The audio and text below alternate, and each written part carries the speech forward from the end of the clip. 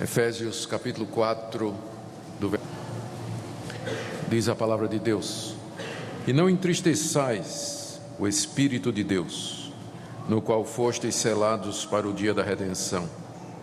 Longe de vós toda amargura e cólera, ira e gritaria e blasfêmias, e bem assim toda malícia. Antes sede uns para com os outros benignos, compassivos, perdoando-vos uns aos outros, como também Deus em Cristo vos perdoou. Sede, pois, imitadores de Deus como filhos amados, e andai em amor, como também Cristo nos amou e se entregou a si mesmo por nós, como oferta e sacrifício a Deus, em aroma suave. Até aqui a leitura da palavra de Deus. Vamos orar mais uma vez pedindo a iluminação do Espírito Santo para compreender as palavras inspiradas do apóstolo Paulo. Ó Deus bendito, nós pedimos que Teu Espírito Santo nos encaminhe na compreensão desse texto, de tal forma que a Tua intenção, ao fazê-lo registrar, fique clara a nossa mente. Dá-nos também a disposição de Te obedecer, de fazer o que Tu mandas e receber com gratidão aquilo que nos ofereces. Em nome de Jesus. Amém. Queridos, nós estamos na parte prática da carta aos Efésios, onde o apóstolo Paulo enumera agora as responsabilidades dos cristãos, depois de ter dito quais são os privilégios deles. Nos capítulos 1, 2 e 3, Paulo nos fala a respeito do plano eterno de Deus, que ele concebeu antes da fundação do mundo, de ter um povo para si. Ele fala de como Cristo Jesus, o Filho de Deus, veio a esse mundo para realizar esse plano, derramando seu sangue precioso por nós, e como o Espírito Santo aplica os efeitos da obra de Cristo ao nosso coração. Ele falou no capítulo 2 sobre a graça de Deus que nos une, a graça de Deus que nos perdoa, transforma a nossa situação. Também ainda no capítulo 2 ele diz que nós fazemos parte agora do novo homem, da nova realidade, em contraste com a velha realidade, o mundo que está passando. No capítulo 3 ele fala do ministério dos apóstolos, como eles receberam de Deus revelação a respeito desse mistério que é a igreja. E Paulo termina o capítulo 3 orando para que Deus dê entendimento, para que os cristãos sejam fortalecidos pelo Espírito Santo no homem interior em todas estas verdades. E no capítulo 4 ele começa a desenvolver o que é que isso representa em termos práticos, de que é que me adianta saber tudo isso. Então no capítulo 4 ele fala a respeito da necessidade de, como irmãos e participantes de todos esses privilégios, nós mantermos a unidade do Espírito Santo. Por um só Espírito, fomos chamados na mesma esperança da nossa vocação, há uma só fé e um só batismo e um só Deus a quem nós servimos. Depois ele fala da necessidade de cada um servir a Deus através dos dons espirituais que recebeu. Como nós nos edificamos, como um edifício que vai crescendo para a habitação de Deus, graças ao esforço e à contribuição de cada parte.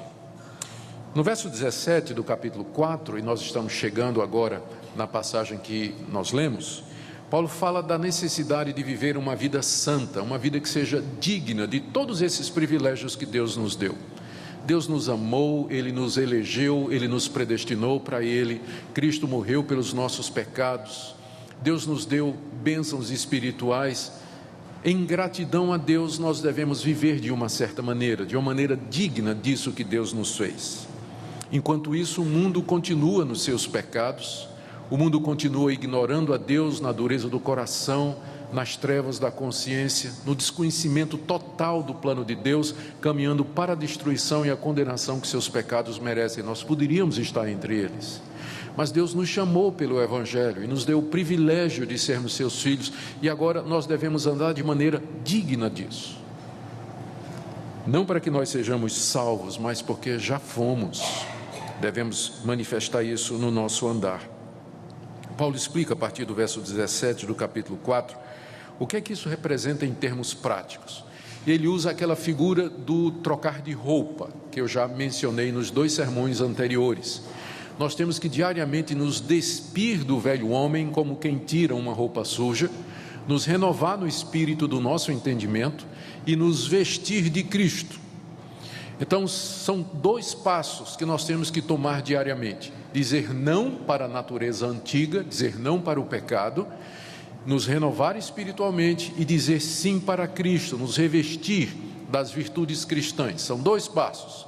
Se a gente ficar só no negativo, dizer não para o pecado, nós vamos cair no legalismo, numa religião opressora com a lista de coisas do tipo: não pode fazer isso, não pode, não pode, não pode. Essa não é a ética cristã. Ela inclui dizer não para o pecado, mas não é somente isso. Mas se ficarmos também só no lado positivo, pensando que a ética cristã é só vamos fazer o bem, vamos amar, nós esquecemos que existe pecado que precisa ser mortificado, que existem erros que precisam ser confrontados e consertados. Então é uma combinação das 2 coisas. Nós dizemos não para o pecado, confrontamos o erro, negamos a nós mesmos e ao mesmo tempo positivamente nos revestimos de Cristo e de tudo que isso representa. É o que Paulo explica do verso 20 até o verso 24. Na mensagem anterior nós vimos 4 exemplos práticos disso que ele nos deu em relação ao trato de uns com os outros. No verso 25 ele disse: deixem a mentira, que é a parte negativa, e falem a verdade. Ou seja, não basta só dizer a mentira, parar de mentir, parar de enganar os outros, essa é a parte negativa, mas eu tenho que aprender a dizer a verdade. São as 2 coisas. O crente não é só alguém que não mente, mas ele é alguém que diz a verdade, da forma certa, no tempo certo. O segundo exemplo que ele dá está no verso 26 e 27. Nós não devemos deixar a amargura e o ressentimento entrar no nosso coração, mas devemos nos irar quando a verdade está em jogo. No verso 28 ele diz: você tem que parar de furtar, você tem que parar de roubar. E aí vem a parte positiva: trabalhe com as suas mãos para ter dinheiro para ajudar os outros. No verso 29, o 4º exemplo: não diga mais palavras inúteis, palavras torpes, palavras que não aproveitam para nada. Esse é o lado negativo. Positivamente, fale palavras que edificam e que transmitem graça, salvação e bênção para as pessoas que ouvem. Então sempre são 2 passos, dois lados de uma mesma ação: não para o pecado e sim para Deus. Assim é a ética cristã, é assim que o cristão faz, é assim que ele vive, é assim que ele se comporta todos os dias. E agora chegamos no verso 30, onde Paulo mais uma vez faz esse contraste. Só que dessa feita ele está pensando no Espírito de Deus. Nos 4 contrastes anteriores ele estava falando dos relacionamentos, mas aqui o foco vai ser o Espírito de Deus. Em suma, o que ele está dizendo, a estrutura da passagem é essa: não entristeçam o Espírito de Deus. Essa é a parte negativa, né? Não entristeçam o Espírito de Deus. Qual é a parte positiva? Vocês têm que se perdoar, vocês têm que ser compassivos, vocês têm que se amar e andar como Cristo andou. Então, o contraste dessa noite é em torno desses 2 pontos aqui. Nós vamos então ver primeiro o que é que Paulo quer dizer com isso, não entristecer o Espírito de Deus, e segundo, qual é a atitude contrária positiva que ele identifica no verso 32 como sendo benignidade, sermos compassivos e perdoar uns aos outros, e os motivos também que ele nos dá para isso. O meu alvo nessa noite é que nós sejamos instruídos na palavra de Deus, e que nós vejamos a importância do que está sendo dito aqui, considerando quem é o Espírito Santo e a razão pela qual Deus o enviou ao nosso coração. Essa ordem de não entristecê-lo é da mais alta importância, e eu receio que às vezes nós estamos entristecendo o Espírito de Deus muito mais do que nós deveríamos.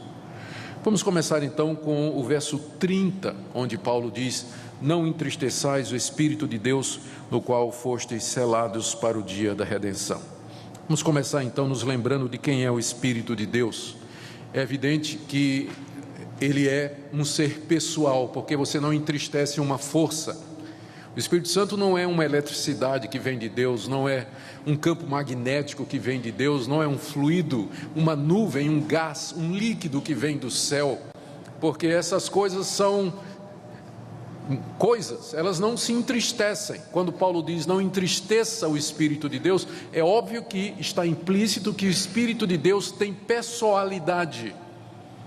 Às vezes as metáforas que a Bíblia usa para se referir ao Espírito Santo dão a impressão aos crentes de que se trata de uma energia ou uma força que vem de Deus. Mas adiante nós vamos ver, aqui mesmo no capítulo 5, que Paulo vai dizer assim: encham-se do Espírito Santo. E a primeira figura que vem na cabeça das pessoas é que o cristão é uma espécie de um grande vaso ou um grande copo, e que o Espírito Santo é um líquido que Deus vai colocando, não é? Até que fique lá cheio. Outras pessoas pensam que, ou quando ouvem essa ordem, encham-se do Espírito Santo, eles pensam lá no Antigo Testamento, onde tinha o templo de Salomão, e a glória de Deus, aquela nuvem, enchia o templo, e aí a associação de que o Espírito Santo é como algo que vem de Deus, um líquido, um gás, uma força. Já ouvi gente descrevendo a plenitude do Espírito Santo em termos de eletrificação. É como você sentir choques elétricos, como se o Espírito que viesse de Deus fosse uma coisa. Tem pastores que acham que o Espírito Santo de fato é uma força e que eles podem controlar. Eles até jogam o Espírito Santo nas pessoas, sopram o Espírito Santo nas pessoas, pega o paletó e joga nas pessoas o Espírito Santo. Eles até marcam um dia em que vão curar as pessoas, como se eles tivessem controle sobre o Espírito Santo. Venha dia tal que nós vamos ter aqui a noite dos milagres e nós vamos curar quem vier. Quem cura é o Espírito Santo. Você não pode mandar nele, você não sabe quando ele vai curar, sabe? Por que não tem nenhuma reunião de oração e de cura marcada com antecedência na Bíblia? Exatamente porque nem os apóstolos sabiam quando o Espírito de Deus ia agir e curar. Então as pessoas, quando falam do Espírito Santo, elas pensam que é uma coisa, e que, por exemplo, um crente espiritual é um crente que chegou a um nível tal de espiritualidade que ele comanda o Espírito Santo, ele dá ordem ao Espírito Santo, ele manda no Espírito Santo, ele determina e as coisas acontecem no mundo espiritual. Gente, que engano! O Espírito Santo não é uma coisa que você pode controlar. Na verdade, ele é a terceira pessoa da Trindade, ele é Deus. Ser cheio do Espírito Santo, nós vamos ver mais adiante, não é você ter controle sobre o Espírito Santo, é você estar controlado por ele. Nessa relação quem manda é ele, não é você.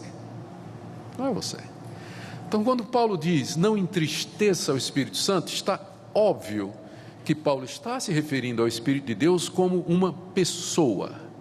Ele não é uma coisa que está ao seu controle, mas ele é uma pessoa, ele é a terceira pessoa da Trindade e deve ser amado, honrado, servido, adorado e crido tanto quanto o Pai e o Filho. Esse é o primeiro ponto que nós devemos ter em mente.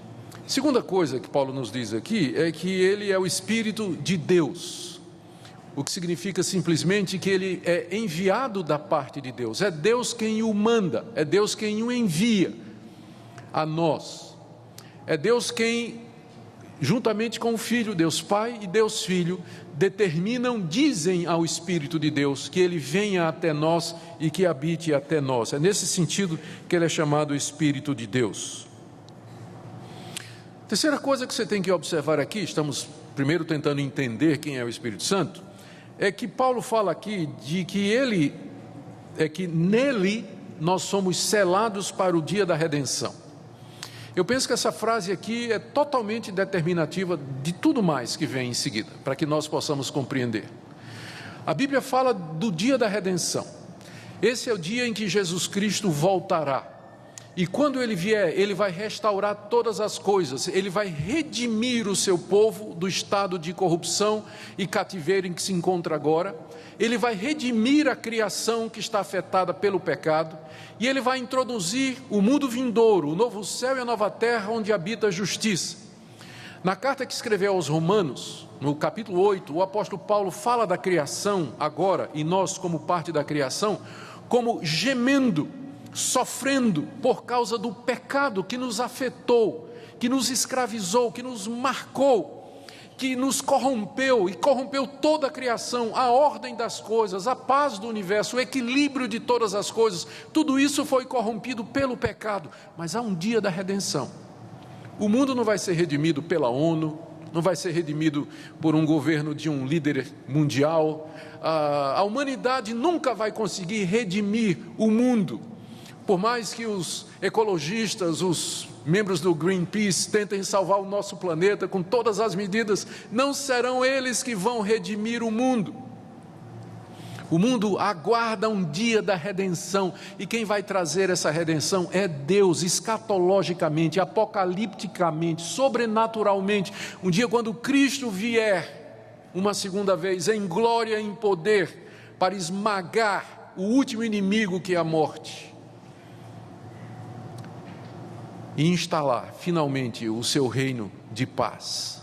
Esse é o dia da redenção, essa é a nossa esperança. É nesse sentido que nós dizemos que nós estamos salvos, mas ainda não.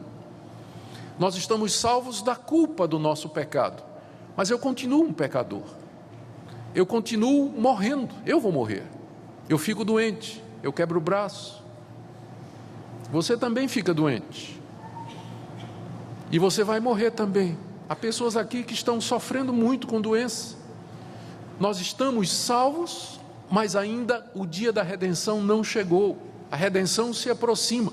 É nisso, é essa a nossa esperança, é essa a nossa certeza. E para que nós não desfaleçamos aqui nesse mundo, aguardando o dia da redenção, Deus enviou o Espírito Santo ao nosso coração como selo. Não é isso que Paulo está dizendo? Não entristeçais o Espírito de Deus, no qual fostes selados para o dia da redenção. E aqui nós começamos a entender qual é o papel do Espírito Santo nesse plano maravilhoso que Deus concebeu. Na eternidade Deus planejou tudo isso. Ele estendeu a sua prancheta cósmica quando nem mundo havia, e ali, como um sábio arquiteto, ele planejou todos os detalhes desse plano inimaginável, misterioso, frequentemente secreto. E enviou seu Filho Jesus Cristo, que há 2000 anos veio a esse mundo, tomou a nossa forma, assumiu uma natureza humana perfeita, se tornou nosso representante, e na cruz do Calvário, ele levou sobre si a culpa e a condenação que os nossos atos merecem, dessa maneira possibilitando a redenção, porque o pecado foi pago, a culpa foi eximida, e agora a redenção se aproxima finalmente, porque um de nós pagou a nossa culpa, Jesus Cristo. E Deus então envia o seu Espírito Santo aos corações dos que creem, dos que se arrependem, dos que aceitam isso. Deus envia o seu Espírito como selo. A palavra selo evoca todo tipo de ideia. O selo representa segurança, representa certeza, é símbolo de propriedade. Todas estas ideias estão aqui. O Espírito Santo nos é dado como selo da parte de Deus para o dia da redenção. É como se Deus dissesse, quando nós cremos em Cristo, quando nós ouvimos o Evangelho, nos arrependemos dos nossos pecados, cremos em Jesus Cristo, Deus nos dá o seu Espírito, que vem como selo, dizendo o seguinte: você agora é meu, e agora está garantido, no dia da redenção você será redimido, você não será destruído, você não será punido eternamente como os ímpios, mas você faz parte do meu povo, e o Espírito Santo é o selo da minha propriedade, você me pertence. Mas eu posso pensar numa outra coisa também. O Espírito Santo me transmite isso, porque, queridos, quantas vezes nós desanimamos aqui nesse mundo? Porque demora o dia da redenção. É tão difícil viver num mundo caído, um mundo marcado pelo pecado, em que as relações estão deterioradas, em que as pessoas se detestam, as pessoas se traem, as pessoas se odeiam, elas cometem violência, há pessoas que são desonestas, as coisas não acontecem como devem ser, há tanta injustiça nesse mundo, às vezes a gente desiste. E para que nós não desistamos finalmente, percamos toda esperança e viremos as costas para Deus, dizendo isso tudo é um mito e uma ilusão, Deus enviou o seu Espírito Santo ao nosso coração, que fala ao nosso coração: tenha calma, você é filho de Deus. Ele nos assegura, Ele dá testemunho no nosso coração de que estas coisas são verdade. É como se Ele dissesse: leia esse livro, e à medida que nós lemos a palavra de Deus, aquelas verdades todas saltam aos nossos olhos, nossa esperança se renova, a nossa fé se acende. de repente uma música que fala de Deus, de repente uma palavra de um irmão, de um amigo, uma mensagem no WhatsApp que é mandada, contendo algum encorajamento, e de repente o Espírito Santo, e você sente a sua fé renovada, e você diz: eu não vou desistir, eu vou continuar. Por que você acha que durante todos esses anos, apesar de todos os sofrimentos, de todas as evidências externas de que Deus não existe, que o mundo é um caos, por que você continua perseverando em acreditar em Deus e na vinda de Jesus Cristo? Você acha que é por você? Se dependesse de mim, eu seria um ateu. Seria um ateu. Mas o que é que me mantém? O que é que me sustenta? O que é que segura você? É exatamente o Espírito que Deus enviou ao nosso coração como selo do dia da redenção. É Ele que lhe segura, é Ele que lhe conforta, é Ele que lhe transmite a certeza de que Deus é fiel, é Ele que lhe consola na hora do sofrimento, da perda de um ente querido, é Ele que lhe dá esperança quando nós vivemos num mundo caótico, que parece sem governo, com opressão econômica, incerteza política, mas Ele nos assegura que isso não é o fim, que há um Deus no controle, que o dia da redenção se aproxima. Então, é desse Espírito que nós estamos falando. E Paulo diz: não entristeça o Espírito Santo. É evidente porque é que ele está dizendo isso. É evidente porque é que ele está dizendo isso. Se é o Espírito Santo que me transmite esperança, que me transmite segurança, que faz com que eu entenda as coisas de Deus, que eu aguarde o dia da redenção, se eu entristecer o Espírito Santo, eu vou perder todas estas coisas. Não a redenção, não a salvação, porque ele é um selo, como sinal disso, mas todas as bênçãos associadas com ele. Quando o rei Davi, lá no Salmo 51, ele orou depois que ele pecou, ele disse: ó Deus, torna a dar-me a alegria da salvação. Nós não devemos entristecer o Espírito Santo, porque é Ele que nos dá a alegria de sermos crentes, Ele que faz com que a Bíblia faz sentido, Ele que faz com que nós tenhamos essa comunhão espiritual uns com os outros, Ele que faz com que eu me relacione com Deus, que eu ore, que eu tenha vontade de orar, e que ao orar eu sinta a presença de Deus. É Ele que faz tudo isso. Se nós entristecemos o Espírito, como que Ele para de fazer estas coisas? E você sabe o que é você andar às escuras? Você se sentir frio, você não já sentiu assim? Vazio, não tem vontade de orar, não tem vontade de ler a Bíblia, você olha as coisas da perspectiva humana, você não consegue ver Deus nas coisas, nos fatos, nos acontecimentos. De onde é que vem isso? Não é que você não é crente, mas é que o Espírito de Deus que faz todas estas coisas pode estar sendo entristecido por você. Esse ânimo espiritual, essa vitalidade espiritual, esse estado de espírito piedoso, desejo de orar, de amar, disposição de perdoar, de andar mais uma milha com seu irmão, isso tudo vai embora quando o Espírito Santo está sendo entristecido. Nós andamos como as pessoas do mundo andam, carnais, frias, não espirituais. Há várias definições na Bíblia para isso. Então, é claro, é por isso que Paulo diz: não entristeça o Espírito de Deus. E o que é que entristece o Espírito de Deus? Está aí no verso 31. Não precisamos ir muito longe, é só um versículo distante. Paulo nos dá a relação daquilo que entristece o Espírito Santo quando ele diz: longe de vós toda amargura, cólera, ira, gritaria, blasfêmia e bem assim toda malícia. Quer saber o que é que entristece o Espírito Santo? Está aqui a relação. Primeira coisa que chama a nossa atenção a primeira pergunta que nós fazemos é: por que Paulo escolheu essa lista aqui e não outras? Ele podia ter acrescentado aqui adultério, roubo, idolatria, imoralidade, ele poderia ter feito isso, mas todas estas coisas relacionadas aqui, todas essas atitudes, elas são uma reação nossa ao erro do nosso próximo. Perceberam? O que é a amargura, senão quando eu fico ressentido com alguém que me magoou? A cólera, alguém me magoou, alguém me feriu, alguém fez alguma coisa errada comigo. A ira, a gritaria, com quem você grita? senão com aquele de quem você discorda e que você acha que está fazendo uma coisa errada.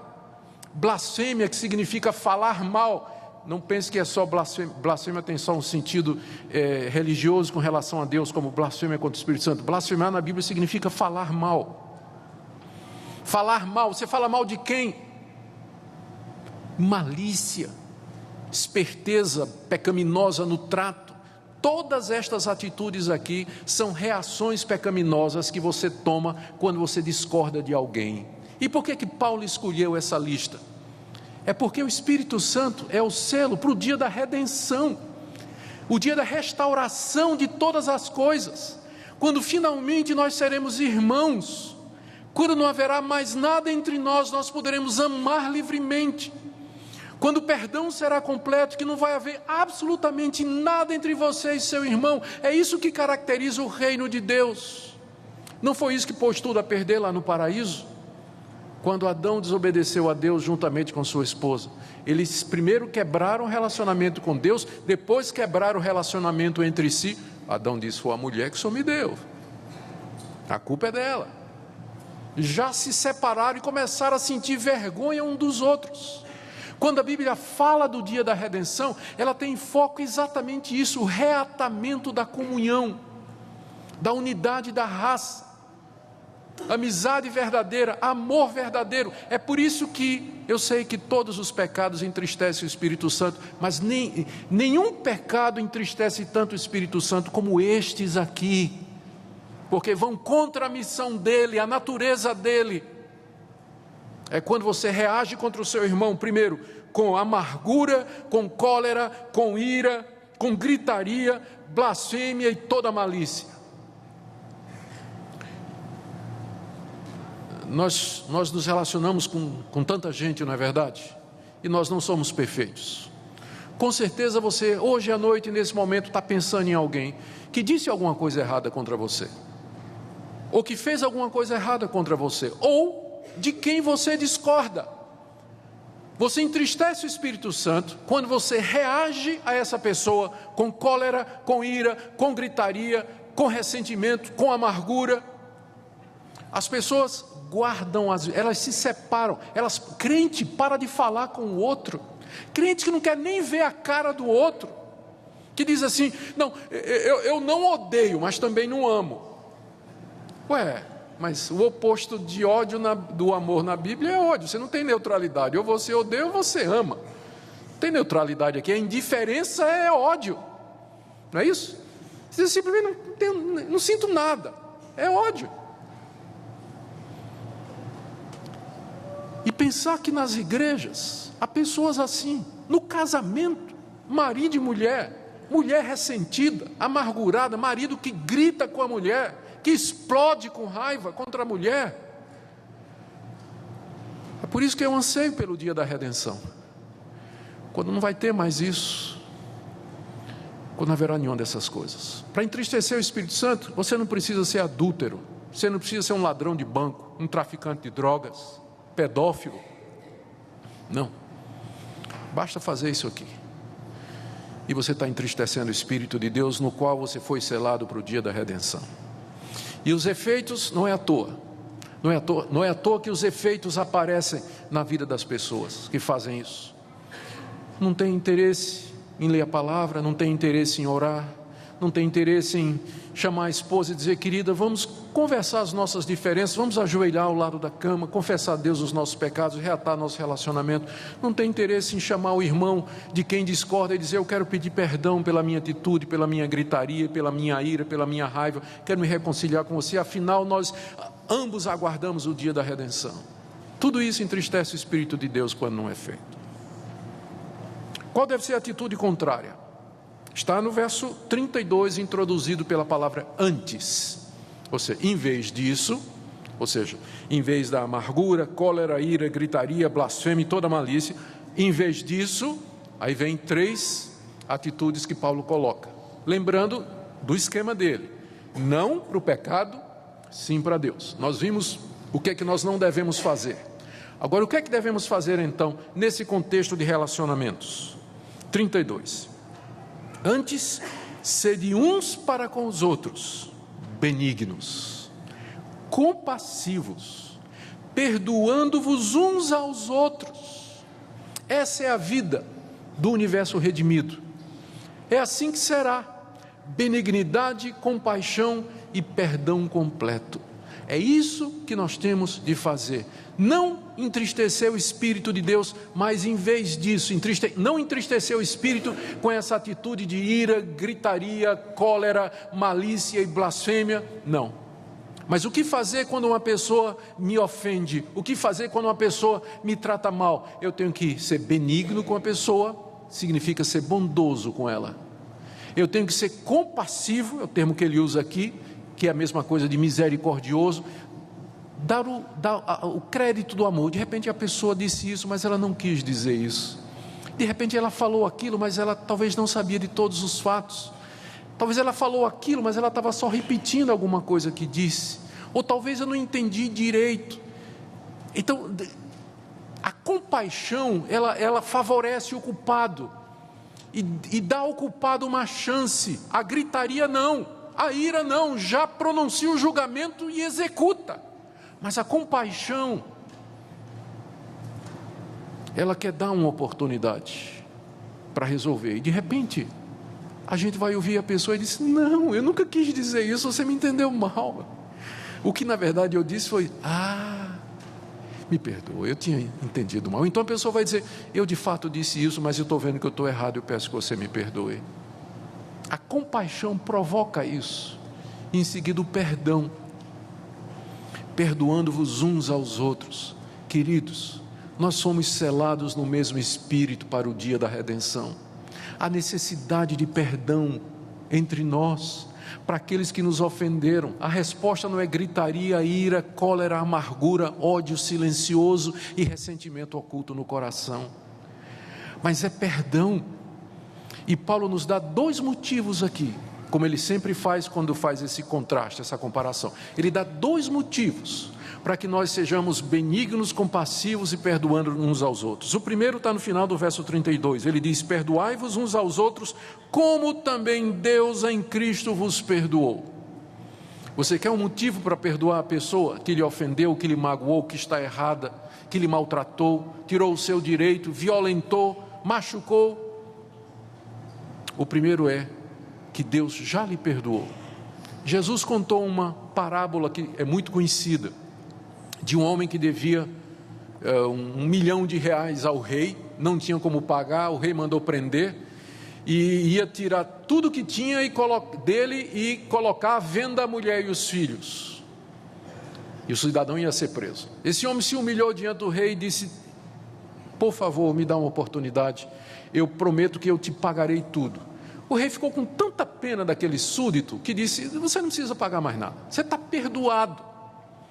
Então aquele homem sai do palácio aliviado, R$1 milhão de dívida. Quando ele vai descendo as escadarias do palácio, quem é que ele vê? O sócio dele, da empresa, que lhe deve R$1.000.